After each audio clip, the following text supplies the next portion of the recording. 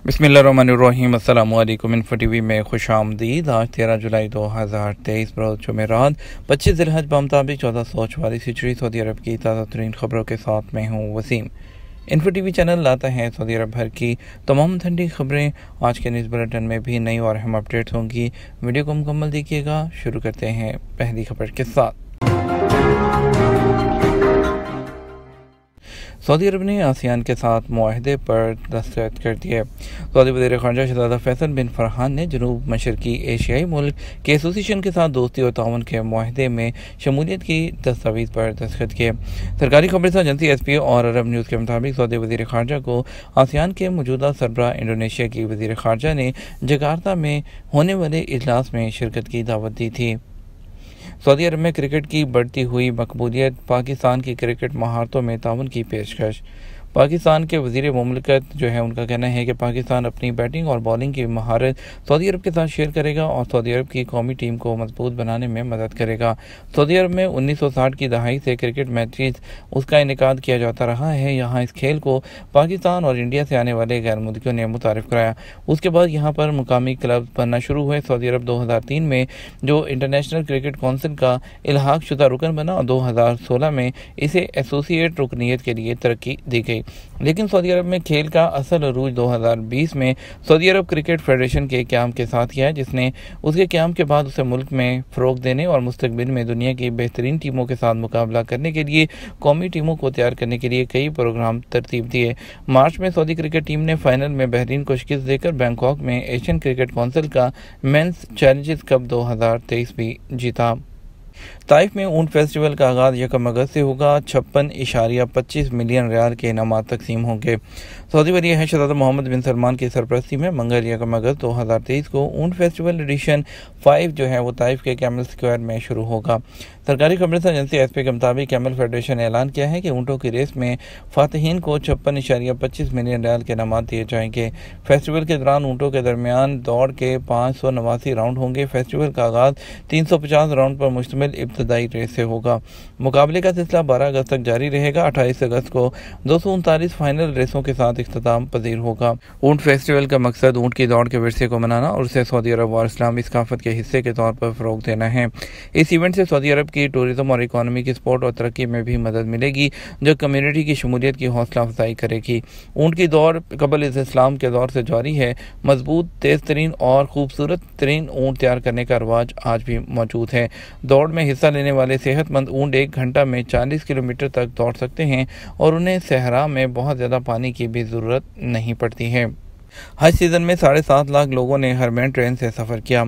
Saudi railway company सार ने कहा कि हज सीज़न 2023 में हरमैन एक्सप्रेस का ऑपरेशनल प्लान कामयाब रहा। इस साल हज सीज़न में 7.5 लाख से ज़्यादा लोगों ने सफ़र किया। 2022 के मुकाबले में सफ़र करने वालों की तादाद 96% ज़्यादा रही। सरकारी खबरें एजेंसी SPA के मुताबिक रेलवे कंपनी सार ने बयान में कहा कि हरमैन एक्सप्रेस ट्रेन ने 36,000 से ज़्यादा राउंड लगाए, जो 2022 के मुकाबले में 79% ज़्यादा हैं और इसके अलावा 227 इजाफी ट्रेनें भी चलाई गई। इसके अलावा कहा गया कि मशहूर मुकद्दसा ट्रेन जो है उसने 98% निज़ामुल औकात की पाबंदी की। मक्का और मदीना के दरमियान ट्रेनें जद्दा के Sulaimaniyah station, King Abdul Aziz International Airport और किंग अब्दुल्ला इकनॉमिक सिटी से गुजरती रहीं। मदीना मुनव्वरा में गैर मुल्की कुएं में गिरकर हलाक हो गया। सऊदी अरब में मदीना मुनव्वरा के इर्तवादी कुएं में गिरकर एक एशियाई हलाक हो गया। शहरी दफा के एहलकारों ने नाश निकाल दी। अल अरेबिया और अखबार 24 के मुताबिक सोशल मीडिया पर वायरल तस्वीर में देखा जा सकता है कि शहरी दफा की टीमें इलाके में रेस्क्यू ऑपरेशन कर रही हैं। कुएं में गिरकर हलाक होने वाले शख्स के हवाले से मुतअद्दिद इत्तलात हैं। अखबार 24 के मुताबिक हलाक होने वाले का ताल्लुक इंडिया से है, जबकि सबक न्यूज़ के मुताबिक पाकिस्तानी बताया जा रहा है। वाज़ेह है कि सऊदी अरब में 2 तरह के कुएँ हैं। एक अलजौफी कहलाते हैं। उन कुएँ से ज़ेरे ज़मीन आबी ज़खायर मोटर के ज़रिए हासिल किए जाते हैं। दूसरी किस्म के कुएँ इर्तवादी कहलाते हैं। उनकी शक्ल मुख्तलिफ होती है। ये वो कुएँ हैं जिनका पानी ज़मीन की 2 तहों के दरमियान महसूर होता है, जिसे सुराख करके हासिल किया जाता है। सऊदी अरब और दुबई खलीजी टूरिस्ट के लिए पसंदीदा मकामात में से एक है। आलमी सियाहत में दुबई सबसे आगे चमक रहा है, ख़ास तौर पर कोरोना के वबाई अमराज के बाद। अल हबतूर सिटी ग्रुप के ब्रांड मैनेजर सुफियान आलम ने तस्दीक की है कि दुबई इस खित्ते के मकबूल तरीन मकामात में से एक है, जहाँ मार्केट में होटल के नए कमरों की तादाद में तेज़ी से इजाफा देखने में आया है और इसके अलावा देखने पूरी दुनिया से जो लोग हैं उनकी तादाद में भी इजाफा देखा गया। उन्होंने निशानदेही की कि वर्ल्ड टूरिज्म ऑर्गेनाइजेशन के आइडिया में 2023 में टूरिस्ट की जो मजबूत तादाद है उसकी निशानदेही की जा रही है। और इसके अलावा उन्होंने कहा कि दुबई भी इनफरादी जो सफ़र है उसकी मांग भी ज़्यादा हो रही है। इसके अलावा उन्होंने कहा कि दुबई को मुसलसल दूसरे साल दुनिया के सबसे बड़े ट्रैवल प्लेटफॉर्म ट्रिप एडवाइज़र की जानब से 2023 के ट्रैवलर्स चॉइस अवार्ड्स को भी चुना गया है।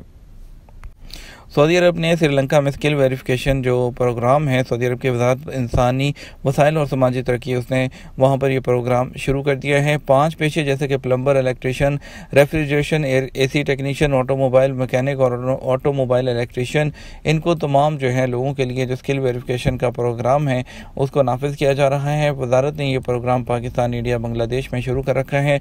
इसने जुलाई 2021 में लेबर मार्केट को बेहतरीन तौर पर मुनज़्ज़म करने के लिए ये प्रोग्राम शुरू किया था।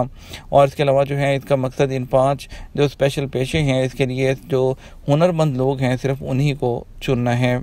दमाम इंटरनेशनल एयरपोर्ट 2023 में 40,000 से ज़्यादा फ़्लाइट्स के ज़रिए 50 लाख मुसाफरों ने सफ़र किया।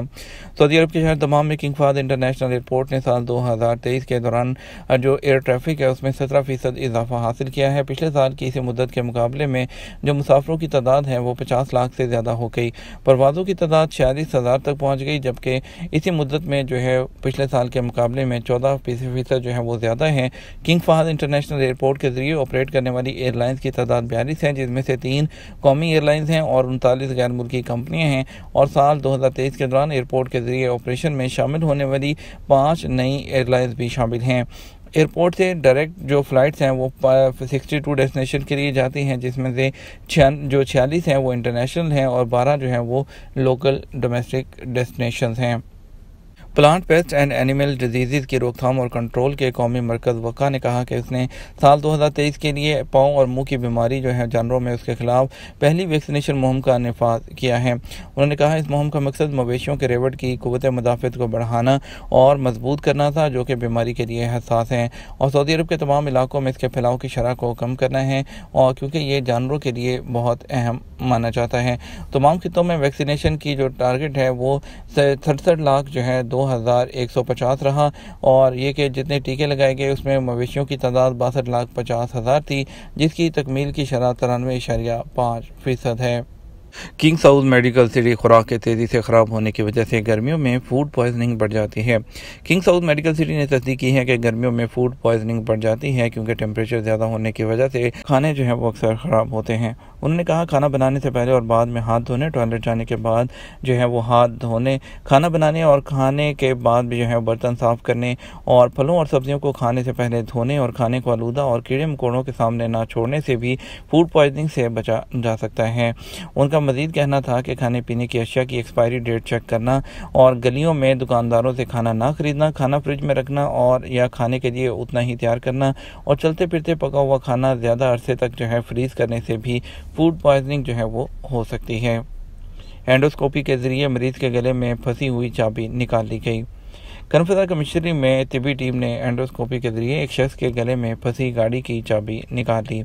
सबक न्यूज़ के मुताबिक इदारा सेहत के रीजनल डायरेक्टर का कहना है कि शोबा इमरजेंसी में एक 49 साल शख्स को लाया गया, जिसे सांस लेने में प्रॉब्लम का सामना करना पड़ रहा था, और वो शख्स दिल का मरीज़ भी था। अस्पताल के एमरजेंसी शोबे ने जो है डॉक्टरों ने मरीज़ का फौरी तौर पर एक्सरे किया, जिससे पता चला कि उसकी सांस की नाली में गाड़ी की चाबी फंसी हुई है, जिसकी वजह से उसे सांस लेने में प्रॉब्लम का सामना है। एंडोस्कोपी के जरिए चाबी को निकालने के लिए मुतल्लिका शोबे को हदायत जारी की गई। मरीज़ को ऑपरेशन रूम में मुंतकिल करके सांस की नाली में फंसी चाबी को निकाल लिया गया, जिससे उसका निज़ाम तनफ़्फ़ुस बहाल हो गया। तिब्बी कमेटी के निगरान ने बताया एंडोस्कोपी की टीम ने 15 मिनट की जद्दोजहद के बाद मरीज़ के हलक में फंसी चाबी को निकाल लिया। मज़कूरा शख्स चाबी से खेल रहा था कि अचानक चाबी जो है उसके हलक में फंस गई, जिसे फौरी तौर पर अस्पताल लाया गया। अमारात के गोल्डन वीज़ा की मांग बढ़ गई। यूएई में इस साल 4,500 नए करोड़पतियों की आमद का इम्कान जाहिर कर दिया गया, जिसके बायस यूएई के गोल्डन वीज़ा की मांग बढ़ गई है।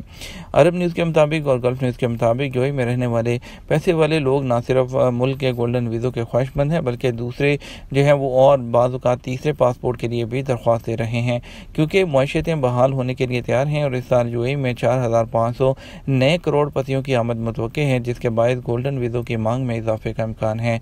कुछ मामलात में यूएई के 10 साल रहायशी वीज़े की मांग ने बैरून मुल्क मुकीम ममालिक से दूसरे पासपोर्ट की मांग को पीछे छोड़ दिया है, क्योंकि ज़्यादातर real estate developers, immigration consultancies जो हैं उसके सरबराहान गोल्डन वीज़ा का रास्ता इख्तियार करने के ख्वाहिशमंद सरमायाकारों को टारगेट बनाकर ऑफ प्लान लॉन्च कर रहे हैं। ये तो हमारा अब तक का न्यूज़ बुलेटिन। आप मज़ीद और अहम खबरों के लिए हमारा शाम 6 बजे का न्यूज़ बुलेटिन देख सकते हैं। अस्सलाम वालेकुम।